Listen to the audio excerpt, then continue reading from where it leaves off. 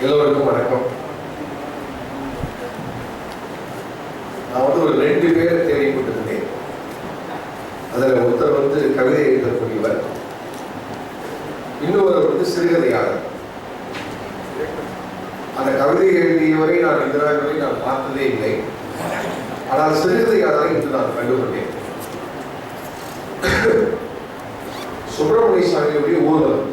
நான் சொல்வது அரசியல்வாதி சுப்பிரமணிய சாமி இல்லை, நிஜமான சுப்பிரமணிய சாமியுடைய ஊர்வலம். அந்த ஊர்வலம் வருகிறது. வரும்பொழுது கவிஞன் எழுதுகிறான், எப்படி அந்த ஊர்வலம் வருகிறது அப்படின்னு எழுதுகிறான்.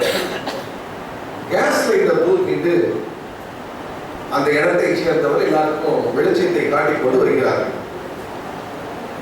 வரும்பொழுது என்ன ஆகிறது என்றால், கற்பூரத்தை காட்டக்கூடிய அந்த ஐயர் சொல்லுகிறார், நீ கிட்டக்க வந்துடாத, தீட்டுப்பட்டுரும், அதனால கொஞ்சம் தள்ளி நில்லை என்று சொல்லுகிறார். அந்த கேஸ் தூக்கி கொண்டு வருகிறவர்கள் அவன் கவிதை எழுதினான், எழுதினான். இதெல்லாம் முடிச்சுட்டு கடைசியில் முடிக்கிறான். இந்த கவிதையினுடைய கடைசி வரி, சப்பரத்தில் இருந்த புறமகள் நகைத்தாள். இதுதான் அவருடைய கடைசி வரி. சுப்பிரமணிய சாமி பக்கத்தில் இருக்கிறவர்களே புறத்தி தானே, வள்ளி தான் பக்கத்தில் இருக்கா, இதுக்கு மேல என்னையா வரப்போகிறது ஒரு கவிதை எழுதினான். அந்த கவிதை எழுதியவனை தேடிக்கொண்டிருக்கிறேன் கடந்த 20 வருடங்களாக. எனக்கு அந்த ஆள் யாரும் லாபப்படவில்லை. பட்டா அந்த ஆள் ஒரு பெரிய பாராட்டி தெரிவிக்கிறது. இன்னொரு விஷயம், அந்த கதை அவர்கள் சரியாக சொல்லல வசீகரன் சார். நடந்த விஷயம் என்ன என்று கேட்டால், டெல்பி டிவிஸ் ஒரு நிறுவனம், அந்த நிறுவனத்தில் என்னை பேசுவதற்காக அழைத்திருந்தார்கள். மாணவர்களுக்கு ஒரு 30-35 மாணவர்கள் வந்திருந்தார்கள். அந்த மாணவர்கள் பேசி முடிச்ச உடனே, அவங்களுக்கெல்லாம் பேசி முடிச்ச உடனே நான் போட்டி அனௌன்ஸ் பண்ணினேன். யாரு நன்றாக தேசிய கீதம் பாடுகிறார்களோ அந்த தேசிய கீதம் பாடக்கூடியவருக்கு 100 ரூபாய் நான் பரிசு வழங்குகிறேன் அப்படின்னு நான் சொன்னேன். அது ஸ்ரீபெரும்புத்தூர்ல இருக்கக்கூடிய ஹையர் செகண்டரி ஸ்கூல். அதாவது பாலமுருகன் அப்படிங்கக்கூடிய ஒரு பையன், +2 படிக்கக்கூடிய பையன். அந்த பையன் அற்புதமா அந்த தேசிய கீதத்தை பாடினான், மேடையில் பாடினான். வேற யாருக்கும் சரியா பாடத்தில் உங்களுக்கு புரியுது. ஆக அந்த பையன் 100 ரூபாய் கையில் கொடுத்தேன். டிவிஸை பொறுத்தவரையில் அவர்கள் எந்த நிகழ்ச்சி நடத்தினாலும் நிகழ்ச்சி முடிச்ச உடனே மாணவர்களுக்கும் வந்திருக்கக்கூடியவர்களுக்கு சாப்பாடு போடுவாங்க. அது மாதிரி சாப்பாடு போட்டாங்க. இந்த பையன் என்னை பக்கத்தில் சார் வாங்க சார் கூப்பிட்டான். இப்போ எல்லாரும் முன்னாடி என்னை கூப்பிட்டான். எனக்கு மனசுக்கு நம்ம 100 ரூபாய் சொன்னோம், 100 ரூபாய் கையில் கொடுத்து விட்டான். ஏன் திருப்பி நம்மளை கூப்பிடுறான் அப்படின்னு மறுபடியும் பக்கத்தில் போனேன். அந்த பையன் இல்லை சார், எனக்கு ரொம்ப சந்தோஷமா இருந்தது சார், யாருக்குமே பாட தெரியல, நான் ஒருத்தர் கரெக்டாக பாடினேன், அதுவும் எல்லா மாணவர்கள் முன்னாடி நீங்கள் எனக்கு பரிசு கொடுத்தீங்க, எனக்கு ரொம்ப சந்தோஷம் சார். சரிப்பா, இது சொல்றதுக்கு அவன் என்னை கூப்பிட்டேன். இல்லை சார், எனக்கு இந்த 100 ரூபாய் வேண்டாம் சார், நீங்களே வச்சுக்கீங்க சார், தேசிய கீதத்தை விற்கப்படாது சார், நீங்கள் வச்சுக்கீங்க. நான் தமிழ்நாட்டில் இருக்கக்கூடிய முதலமைச்சர்கள் இந்தியாவில் இருக்கக்கூடிய பல முதலமைச்சர்களை, சில பிரதம மந்திரிகளை பேட்டி எடுத்திருக்கேன். நம்ம கலாம் சார் உள்பட பலரை நான் பேட்டி எடுத்திருக்கேன். அப்பொழுதெல்லாம் கிடைக்காத எனக்கு ஒரு உணர்வு இந்த பாலமுருகன்கிற பையன் சொன்னபோது எனக்கு கிடைத்தது. உடனே நாங்கள் என்ன பண்ணிக்கிறோம், நானும் ராஜன் சார் சொல்லி, அவர் தான் ட்ரெயினிங் மேனேஜர் இருக்கேன், சுபாஷ் சாருக்கு தெரியவர்கள்லாம், நாங்கள் 2 பேரும் டிவிஸுடைய ஜீப்பை ஸ்ரீபெரும்புத்தூருக்கு அனுப்பிச்சு ஒரு டிக்ஷனரியை வாங்கிட்டு வர சொல்லி அந்த பையன் கையில் கொடுத்தோம்.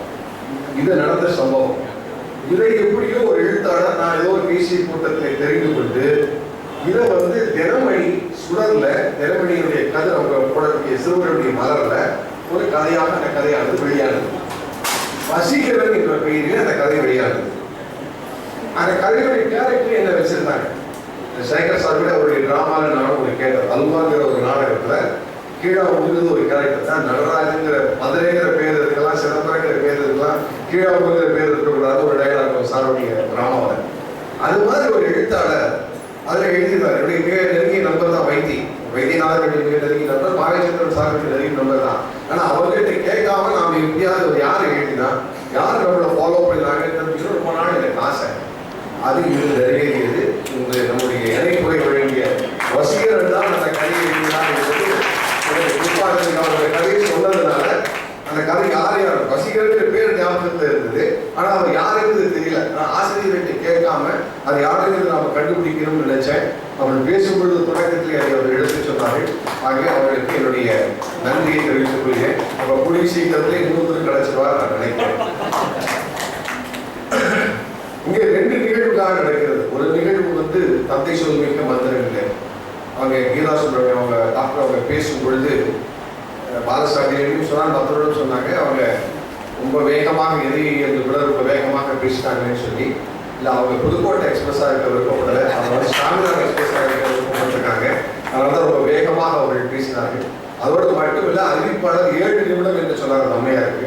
அப்போ அவங்க 7 நிமிஷத்துல 70 நிமிஷத்து விஷயத்தை கொடுக்கணும்னா அவ்வளவு ஸ்பீடா பேசினா தான் அது முடியும் அப்படின்னு நான் நினைக்கிறேன். அதுதான் உண்மை. I gave a lecture, a guest lecture. I took only about 50 slides and 200 slides. I didn't stop really, I continued and say about 1,000 doctors from all over the world clapped and said it was like listening to Shankar Maharaj. அதாவது 7 நிமிஷத்துல எப்படி அடக்கணும்னா இவ்வளவு விஷயத்தை சொன்னாதான் 7 நிமிஷத்துக்குள்ள அடக்கணும். நானும் 3 நிமிஷத்துல அடக்கி முடிக்கணும். இந்த 3 நிமிஷம் தான் என்னுடைய நேரம். நான் சுருக்கினால் தான் சரியாக இருக்கும். சேகர் பேசிட்டு உங்களுக்கு தான் பரிசுகளை கொடுத்துட்டு இந்த நிகழ்ச்சியை நான் முடிக்க வேண்டும். அது ரொம்ப அற்புதமான ஒரு முன்னோட்டமான ஒரு கட்டுரை போட்டி. இந்த புதுக்கோட்டை காதலுக்கே ஒரு பெரிய தைரியம். இந்த புதுக்கோட்டை எத்தனை பேர் வந்திருக்கிறீங்கன்னு எனக்கு தெரியாது. அந்த ஊர்ல நான் போன பொழுது எனக்கு மிக அதிசயமாகப்பட்ட ஒரு விஷயம், புதுக்கோட்டையில ஒருத்தர் வந்து திருமணம் பண்ணி கொள்ள வேண்டும் என்று சொன்னால் ஒரு நிஜமான தைரியசாலியாக இருந்தால் தான் முடியும். ஏன்னா புதுக்கோட்டை வெத்தலை செம்மான் ஒரு அரசிக்கே பேர் இருக்கிறார். மொத்தம் 5526 அரிசி வகைகள் இருக்கின்றன. தமிழ்நாட்டில் 526 அரிசி வகைகள் இருக்கின்றன. இந்த அரிசிகள் எல்லாம் கலெக்ட் பண்ணி நம்ம பக்கத்துல விழுப்புரத்து பக்கத்துல உளுந்தூர்பேட்டை ராமகிருஷ்ணா மடத்துல ஒரு ஆராய்ச்சியாளர், ஒரு விவசாய ஆராய்ச்சியாளர் செய்து அதையெல்லாம் தனியாக அனுப்பி வைத்திருக்கிறார்.